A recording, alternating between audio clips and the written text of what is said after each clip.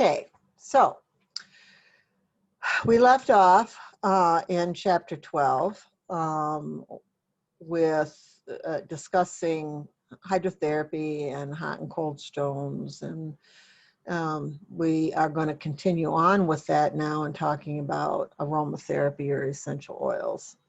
So the way we smell is because there's a chemical someplace, and it gets into our mucous membranes and stimulates the olfactory mechanism. So inherent in smell is chemical. In addition, the idea of an oil means that it's a lipid. And so there is the ability of lipids, fats, to absorb through the skin to a certain extent. Just like you see a dermal patch delivery of a medication. And then we also have to stop and think about levels of exposure to these chemicals. So a client is going to have an hour of exposure, but a massage therapist is going to use these aromatic chemicals over and over and over and over and over and over. They're going to have a lot of exposure. So too much of a good thing that can then become a bad thing, as well as application of these essential oils on your hands as the massage therapist through the lotion, the carrier oil, etc. So I have a lot of concern about the excessive use of essential oils in the massage world. It certainly is an adjunct, and it's not essential. Now, oil, a vegetable type oil, is often used as a lubricant. And yes, there are elements within that that may absorb somewhat through the skin. An essential oil is an extract and a concentration of certain components of typically a plant. So let's think of a mint, for example. You might be walking around in your garden and you pick a leaf of spearmint or peppermint, and you might chew on that and find that one leaf kind of pleasant. But you wouldn't eat a handful of them. That even might be hard on the digestive system. But if you pick a handful of mint leaves and you take them in and put them in a jar and you pour hot water on them, then the hot water, the heat, and the solvent nature of the water will pull some of those chemical components out of the raw product, the leaves, and then you drink that. Well, you can call it a tea if you want. Now you've concentrated it and you've separated it from the whole component. So there's something called a buffer, which will mitigate some of the real precise chemical effects. The whole of something is typically a little bit safer than taking just the chemical aspect of it. Now, this is pharmacy.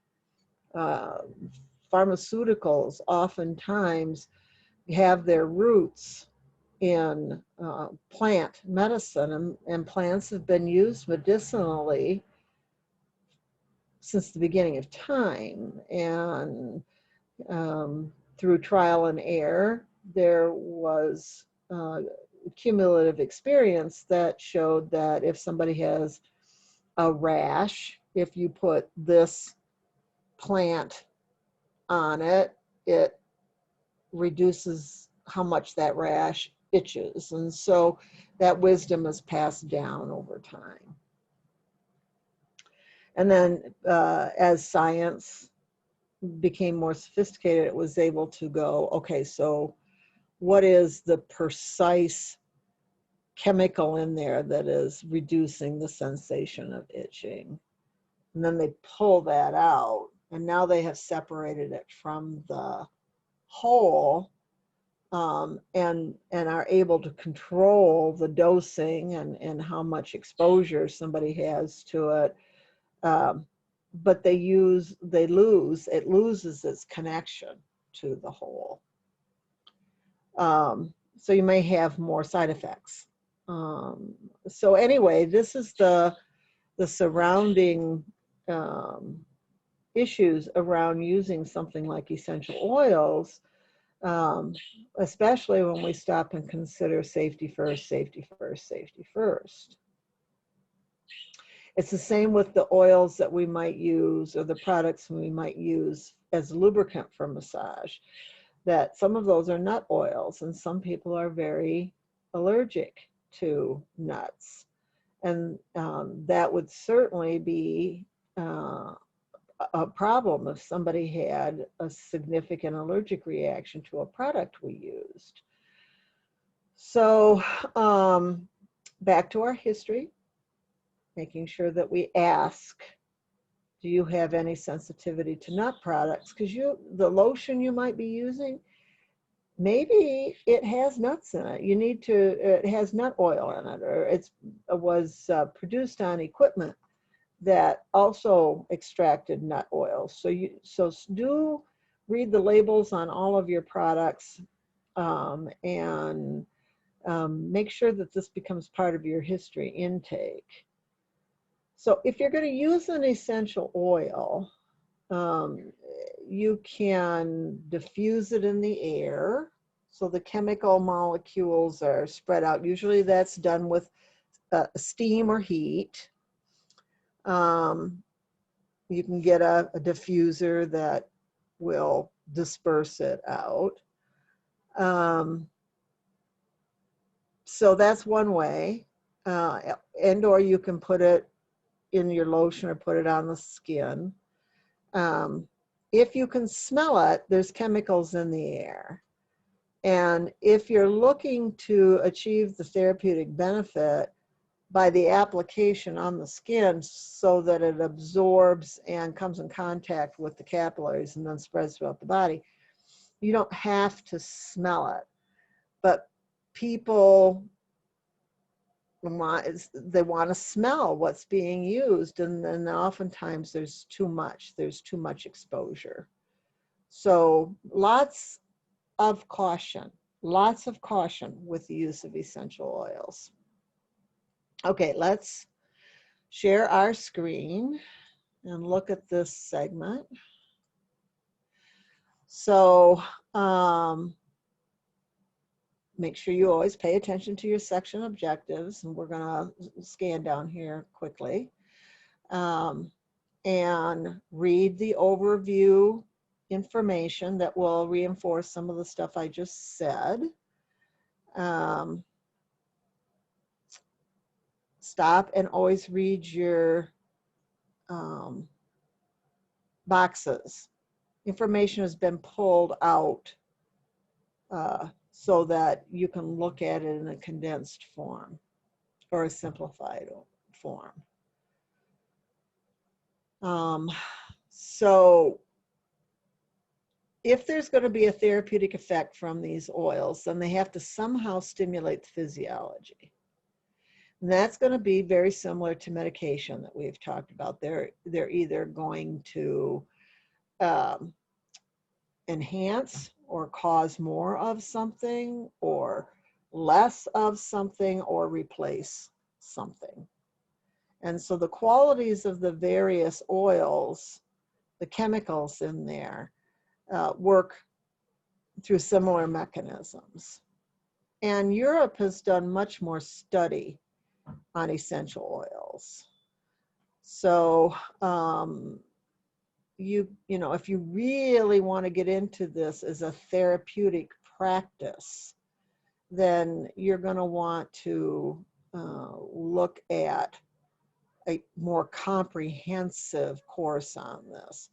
This segment in here is to use a few oils within a general massage environment safely.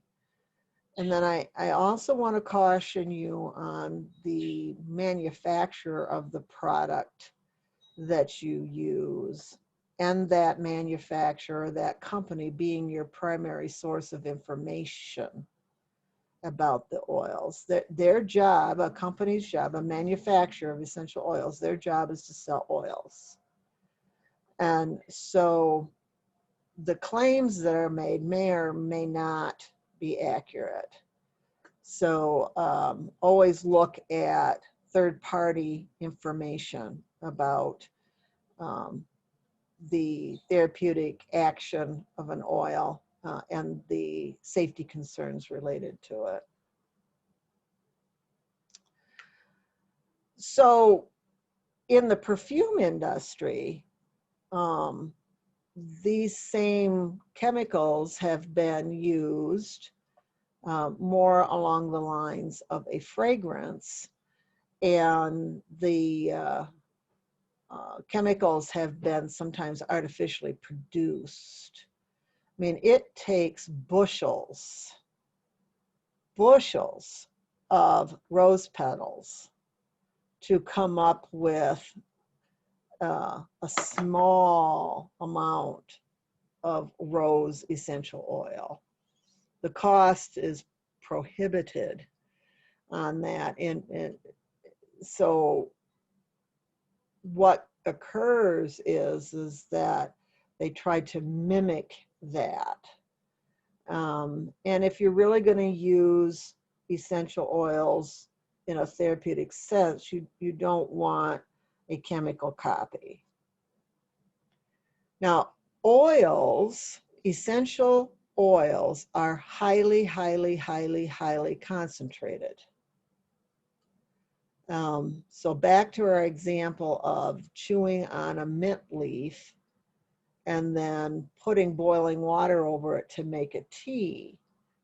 Now, if you dry those leaves, you can crumble them and get even more volume. You can get more plant by drying it and then putting some sort of extraction over that, usually hot water, but it can also be an oil. And you're even concentrating it even more. And then if you use some sort of method like a distillation or a steam process to just get the chemicals involved in the aroma out of the plant, then you have an extremely high concentration here. And that inherently is the problem, is that the leaf of the mint is probably just fine.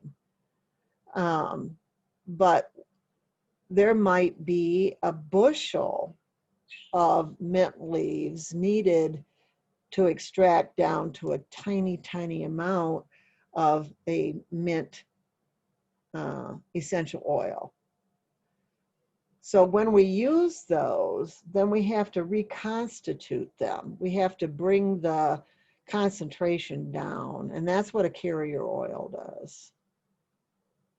And so you want to make sure that you understand the importance of the safety involved in the application of an essential oil and the necessity of a carrier oil.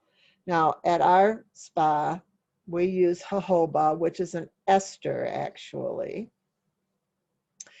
but it's very stable. It's not going to go rancid.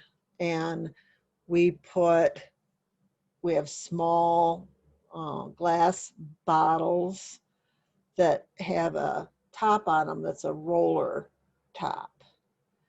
And we put the jojoba oil in the bottle, and then we put either a single oil, 3 to 10 drops maximum, or a combination.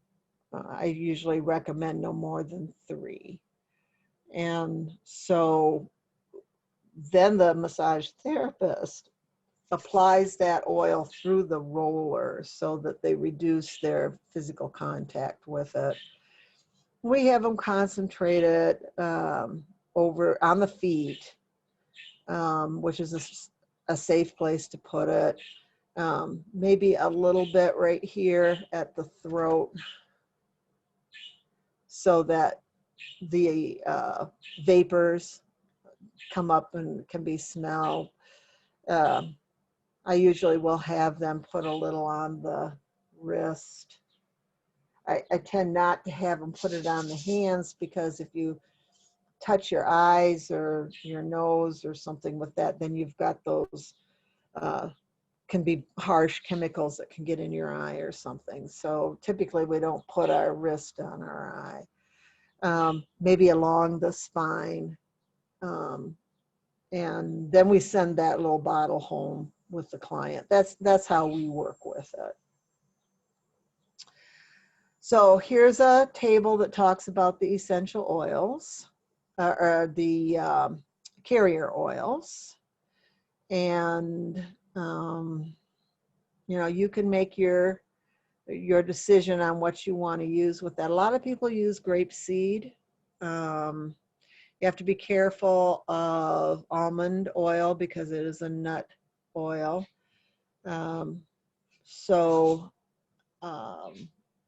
Grapeseed, if I were going to recommend one oil to use, it would be grapeseed or jojoba. Jojoba is going to be more expensive, but you don't use a lot of it either. So here are your safety guidelines, and do not skimp on these. Follow these to the letter. And then there are some plants where the extraction of the oils, that they're very toxic. So that's what this is. And then we look at the various ways here that you can disperse or apply the essential oil in a safe way. And then we have some charts here that talk about generally considered safe oils. Nothing is totally safe, but generally considered safe. And what is their therapeutic quality?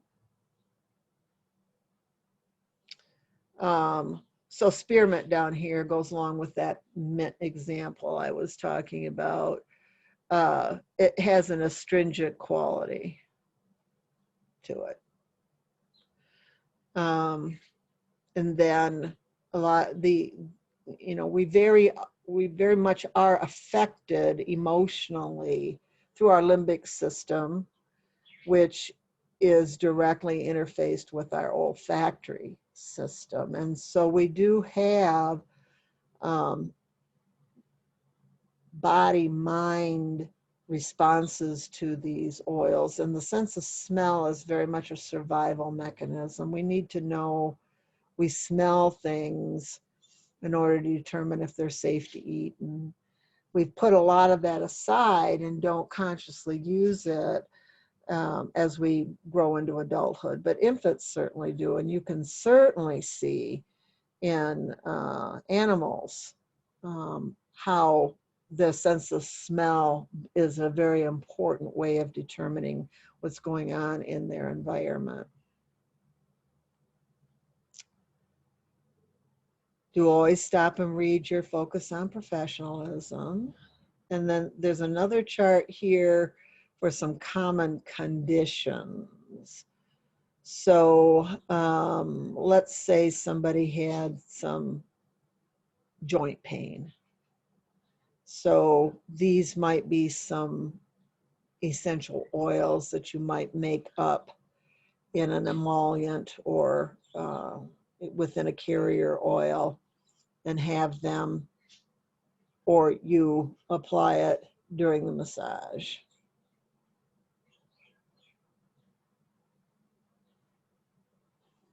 I have an inner ear condition called benign proximal vestibular vertigo. Uh, it, it, it, it makes me dizzy some, and I not so much lavender, but peppermint and or rosemary, that smell, I'll put it on a little cotton ball, a couple of drops, and put it in a baggie. And then if I have to be in the car or on a plane or something, then I can take a little inhale of that, and it does seem to bring the sensation of vertigo down. I don't know that it's correcting it. I think it might be overriding the sensation because this is such a strong odor, but it does help. Some of these oils have a menthol base to them, or they have they're caustic to the skin, and those can be used as a counter irritant. In fact, your various rubs like Icy Hot, or there's many of them. Most often the active ingredient in there is a menthol, and so peppermint has a menthol in it, and so it will give that cooling sensation, which acts as a counter irritant.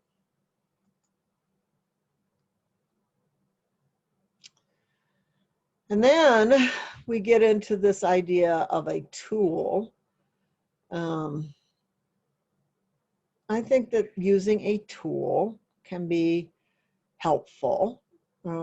Usually I have taught clients how to do this for themselves, so that they, just like with the hydrotherapy, they can use this in between massage sessions to extend the therapeutic benefit. But it has certainly become a thing of its own, and it's become quite gimmicky. And so we need to back off and look at, okay, what really is the therapeutic effect? And most often it's a scraping sensation. And so that does stimulate sensory receptors. It actually can cause an inflammatory response. There is potential for harm here if it's done too aggressively. It also can cause potential for some bleeding possibly. So you've got to be very careful with sanitizing the equipment afterwards.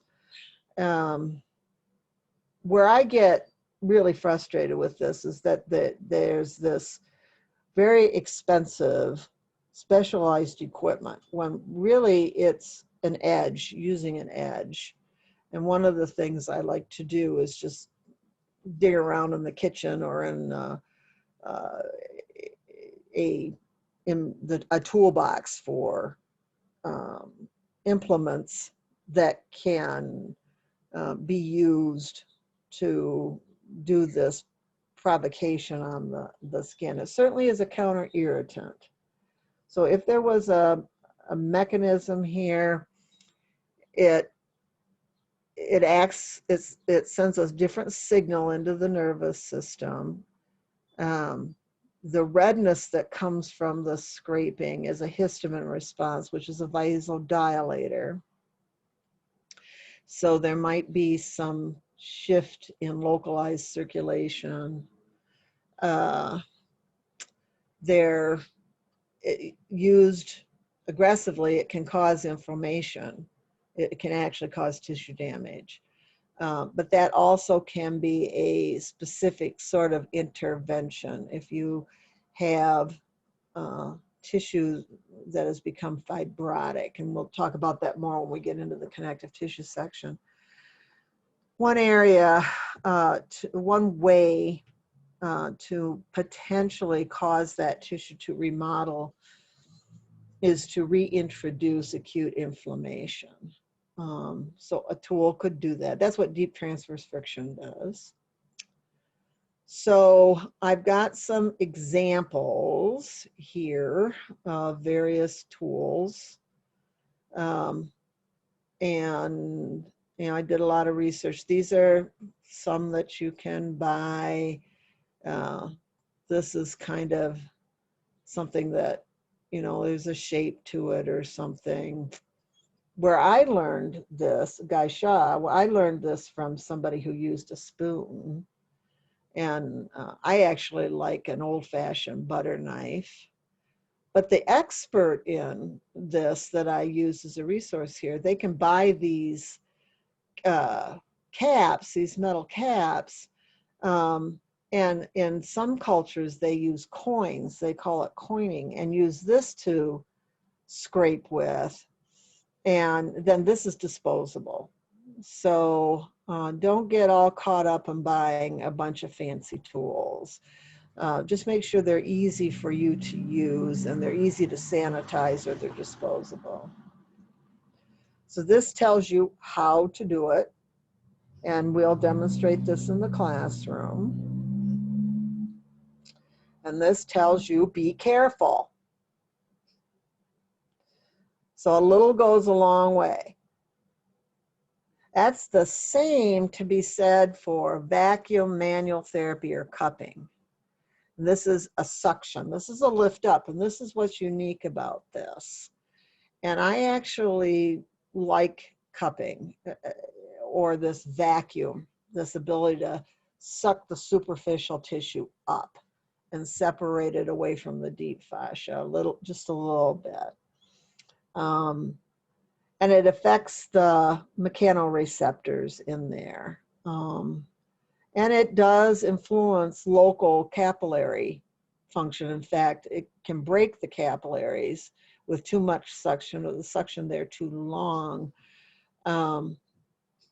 which causes that cupping mark that goes with it. So you do have to be careful about that, and you do have to warn people that there can be some marks left. So you can actually get a suction device that is not very, a cupping system. There are some silicone cups. This happens to be one that uses, the example here is vacuum, very inexpensively. And I cannot recommend fire cupping, which was the original method of, or an original method to create the vacuum. So you have this jar, and you have some tongs or something, and you have a fabric or a cotton ball that you have a little bit of alcohol on, and then you start it on fire and you put it in there. It's going to burn up some of the air that's going to create a vacuum, and then you put it down. So it's the vacuum. It doesn't have anything to do with the fire. So in the classroom, I'll show you, you'll get a chance to practice with these. And these also then can be very successfully used at home with clients. Now, there are some cautions with this. It really does pull a suction, and that can be very uncomfortable. And it can break the capillaries in through here. But it does give us a nice sensation of lift and stretch. Very much like some of the myofascial-ish type techniques. And you can put the cup on and move it, or you can put the cup on and move, or so there's lots of different things you can do with that, and we'll explore that. But you can get a set, a usable set for less than $20. And you know, start looking on Amazon. I know they have them there. Or you can get 2 or 3 silicone cups where you squeeze them, and then when you let go, that's the vacuum, and then it pulls. There are expensive machines that you can use, which I don't necessarily recommend. So this, I'm chuckling at myself. I've even used the vacuum cleaner on a spot where I wanted to get some lift on it. That's pretty clumsy and pretty noisy, but it is about the vacuum. It's about the suction. And so I think that there is some value here. And you just have to make sure that you're safe with them. Don't leave them on a spot for long. That's the big issue. So here's some overall recommendations in general on implement-assisted soft tissue manipulation, which has become, unfortunately, a system in and of itself. Briefly then, and then this will, I think this will be the last part of this video, I want to talk about KT taping. This was originally pulled together by this gentleman right here, in that he developed this elastic type tape. It's not, taping's been around a long time. But it does have a little bit of a lift to it when you put it on, and it does have a sensation to it. So it acts as a counter irritant again. So substitutes one set of signals for another. That's enough for therapeutic value there. The big drawback on this is that some people can have an allergic reaction to the adhesive.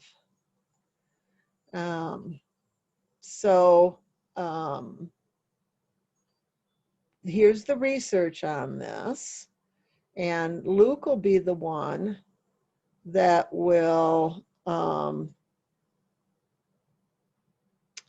something's going on with how this is loading. Let's see. There we go. So there are some skills that allow the tape to stay on, and how you remove the paper from the back of the tape, and then how you apply the tape so that you get that lift.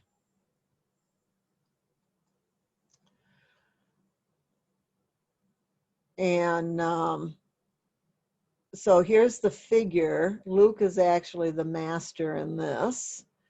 And, you know, pretty designs and nice colors have therapeutic value. So, you know, you might as well, if you're going to use the product, then you might as well use all of the elements that go with it. So you will have a class period where you'll play with this. So we're going to end this segment, and when we come back, we're going to describe more instead of adjuncts, stuff we add to the massage. We're going to talk about adapting massage to target a specific physiological outcome, really embracing the idea of mimic normal. So stop share. So these are things that if you follow the safety recommendations and you're cautious, and tons of videos on YouTube's on this stuff, tons. And I encourage you to explore some self-teaching on that. And there are classes as well. I personally think we give you enough background on the safety aspect of this so that you can gain experience and expertise by a self-teaching process. But that's not to discourage you taking a specific class if you find one that you think is interesting. Okay, I'm going to stop this, and then we will move into the third segment for this chapter.